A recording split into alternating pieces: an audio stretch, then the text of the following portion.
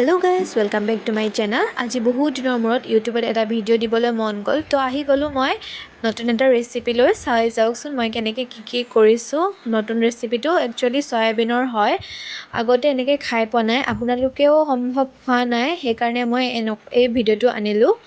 প্ৰথমতে ফ্ৰাই কৰি ল'ম। এয়া মেৰিনেট কৰি লৈছোঁ আগতে, যেনেকৈ চিকেন মেৰিনেট কৰি লয় ন, সেনেকৈ মেৰিনেট কৰি লৈছোঁ। বেচন দিলোঁ, বেচন বা কৰ্ণফ্ল'ৰ দিলেও হ'ব। মই বেচন দিছোঁ আৰু আটা অকণমান দি লৈছোঁ।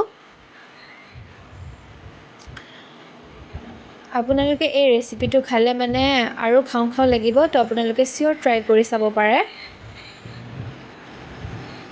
এয়া এতিয়া এনেকৈ চয়াবিনখিনি মেৰিনেট কৰা চয়াবিনখিনি এনেকৈ ফ্ৰাই কৰি লৈছোঁ, ক্ৰাঞ্চি হয় এনেকৈ।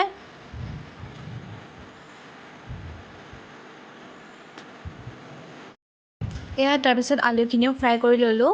এয়া ফ্ৰাই কৰি হৈ গ'ল। দেন পিঁয়াজখিনি এনেকৈ অকণমান ফ্ৰাই কৰি লৈছোঁ, বিলাহী অকণমান দি ল'লোঁ।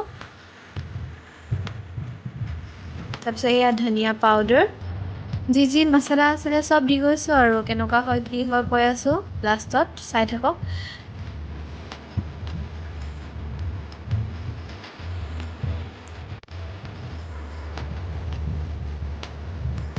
কালাৰ ধুনীয়া আহিছে বাৰু এতিয়া।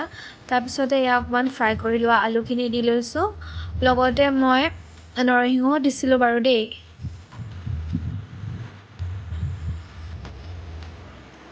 তাৰপিছতে এয়া ফ্ৰাই কৰি লোৱা চয়াবিনখিনিও দি ল'লোঁ। দেন এয়া দিছোঁ চচ। দেন এয়া হৈছে ফাইনেল লুক। খাবলৈ টেষ্টি হৈছিলে। আজিলৈ আহিছোঁ, bye bye, love you all.